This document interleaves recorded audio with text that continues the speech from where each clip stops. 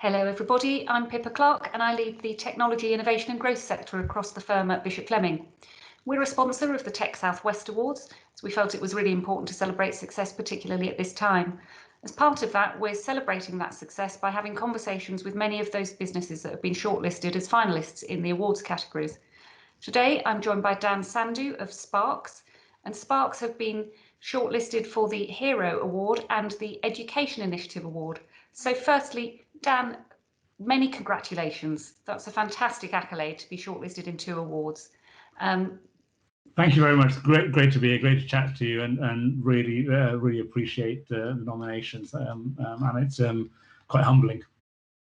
It's brilliant categories to have been nominated in, and it'd be great if you wouldn't mind sharing with us a little bit about what Sparx is about. Of course, yes. We're a team based out of Exeter. The vision of the company is around making a difference through education in the lives of children. We've been operating in pretty research mode for many years, and only recently, 2 years ago, we went operationally live and started supporting children, initially in the Exeter region, initially in the southwest.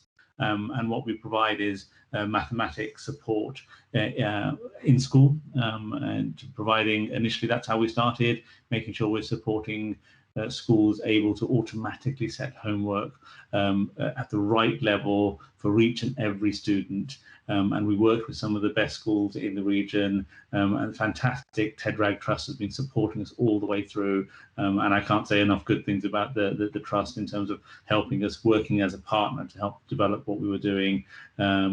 And that journey has moved us forward, not only supporting children in homework, but also in the class, and more latterly in terms of providing support for parents at home in education for mathematics.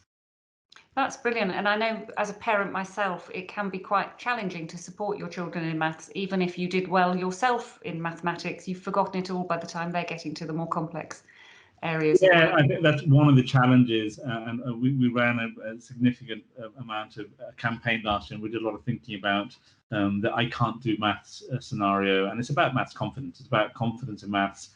And parents, it's not surprising. Parents haven't done algebra or trigonometry or some of the math subjects for 20 years. And when their children move from primary to secondary, it's a bit of a shock, because it's easy to sit down with your child and do geography and history maybe, but some of the maths it does bring home how the kind of support the children need.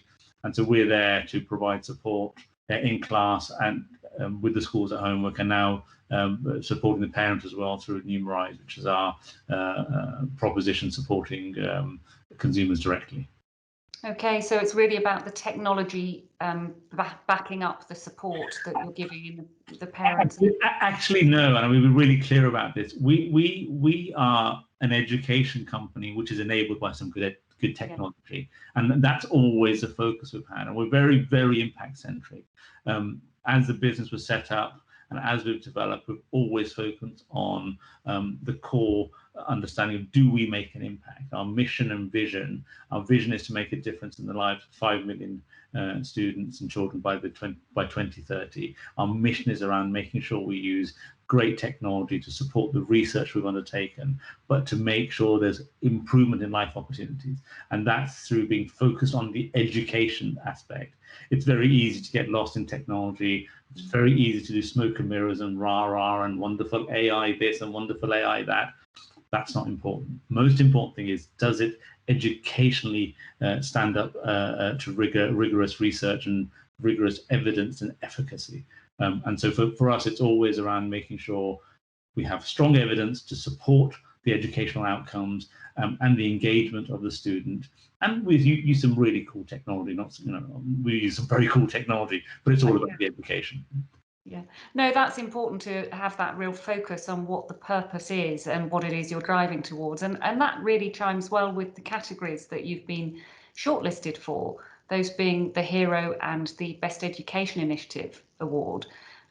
Talk to me a little bit about why this year felt like the right time to be putting yourself out there as eligible for that sort of recognition. I suppose it was, we try to keep a fairly low profile and have done for many years, given that we've been operating since 2000. We've been researching since 2010, and we didn't go live for 2 years. We've been fairly low key. I think it was important, and we were asked by various individuals to put ourselves forward in the first category, and hero award. That's humbling. I don't quite know how to take that. I'd say we think we made a difference. We think we supported in the tragic circumstances, both in the UK and globally, in the time of COVID. At one point, there was, I think, 1.6 billion children globally sat at home, and we knew schools were shut down. For us, there were 2 key things that we did. Initially, we launched our classroom proposition virtually. So rather than teachers having to use Sparx in a classroom environment, they could remotely run classes, which really helped initially before the UK shut down with our schools internationally, that they could do it. And as a UK school shut down, we offered it. And we were overwhelmed with the interest. We offered it for free. We were very keen to make sure if a school was shut down anywhere in the world, the students there could access mathematics and the teacher could control that process. And very quickly in the first 4 or 5 weeks of the lockdown and the first shutdown of schools globally, we had over 500 schools in 80 countries sign up for that one proposition, which was, again, it was very satisfying to see the difference we were making. In addition to that, what we did, we ran both for year 6 and for students transitioning from GCSE to A levels. We ran classes every day. And those classes were live lessons being delivered by some of our teachers, including Colin Hegarty, who's my education director and was previously one of the best teachers in the UK and a top teacher in the world. So he would run a daily class. We similarly had our teachers running lessons for year 6. And that was to make sure there was a regular delivery of lessons, not necessarily using our platform, but delivery of lessons to keep that continuity. And for us, that felt very important. It was only half an hour every day, but it made sure we had year 6 ready for secondary, SE students ready for A levels in mathematics. And I think, again, from the support we got from the schools and the parents, I think that worked really well to keep those children engaged in that period.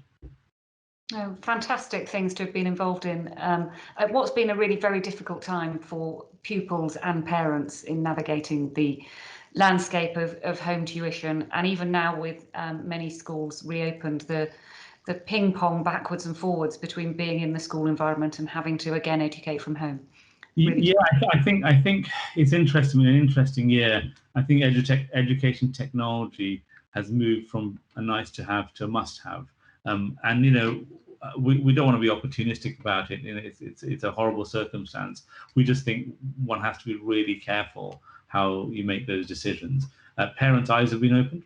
Parents are suddenly aware that there's a technology solution and there's technology support for their children at home. Schools have been made aware that if you need to have a backup plan to be able to deliver lessons remotely. Hopefully we never ever have this scenario again, and I think that's what we're hoping for. But I think we were overwhelmed with the support from the teachers who work so hard. I mean, it is tough enough for the teachers to deliver their day job during school hours with all the administration burden they have. To be able to do that remotely and us support them, again, was satisfying, and the fact that we had some really positive feedback was very humbling. Yeah, no, and although we hope that we will return to something more like what we had, I think we have to expect some sort of blended experience for all school children going forward at some level. Yeah. Okay, so 2020, quite an interesting year for the business. So what do you think is coming next? I think 2020 was interesting, not only because we grew in the UK, and we now have over 1,800 schools, up to about, I think, around 50% of all secondary schools in England use a Sparx product. And we launched our business, our to-consumer proposition in Numerize. But we also had some really interesting success in international markets and currently have a footprint in about 20 countries. And so that's giving us a real exposure to how education support we can deliver, not only in developed educational economies and territories, but also the developing territories where education becomes much more of a premium offering. I think we will continue that, and we're very focused to make sure that we continue to support the UK schools in the coming few years, continue to build our direct-to-consumer proposition for parents, and continue our footprint internationally. How that will pan out in the next 6 to 9 months with COVID, it's a tough one. I mean, you know, different economies, different countries will deal with their challenges differently, and so they should. You know, how can you argue with a country that wants to spend more time and money on education and debate on things other than education? Education is great, but they may have priorities which are much more close to food and water and securing those before education. Conversely, some countries know that the catch-up required will take years. We have had students in countries, including the UK, out of school for months on end. That is not something one can make up very quickly. So I think that there's a big effort required, a big push required to make sure we continue to support as an industry, both the schools and the parents, but also the supporters like ourselves, the teaching both in the UK and internationally. Lots to achieve and lots of opportunity, but equally lots of challenges that you've got to overcome, and different challenges for different parts of the world that you might logically think would make good use of the resources that you can make available to help in that education. Yeah, that's why I was fortunate that around this time last year, ahead of COVID, of course, I founded something called the EdTech Evidence Group, which is a group of EdTech companies in the UK, which were very passionate about efficacy, very passionate about showing the evidence, very passionate about making sure that the schools are aware what research goes into the educational propositions, and to ask for that research, to step up and make sure they ask the right questions. And education technology can do damage. It can bring children back. It's got to be the right thing. Just because it's education technology doesn't mean it's going to move children forward. We have to stand up and, as an industry, be accountable to that. We are there to guide children through a process, and we've got to make sure we can demonstrate to schools and teachers that we have the evidence behind that. We have the research, and we can publish that research. So the EdTech Evidence Group is very much involved in that, and bringing a lot of the industry together to make sure we can stand behind research, support each other, and demonstrate to schools that, you know, we accept challenging questions. They have every right to, and they should ask those questions. Thank you. That's a brilliant insight into something about Sparx. So thank you very much for sharing that time with us today, Dan. Good luck with the awards. I hope I might bump into you at the virtual event next week. That should be a bit of fun, I hope, and we'll speak to you there. Brilliant. Thank you very much for having me here.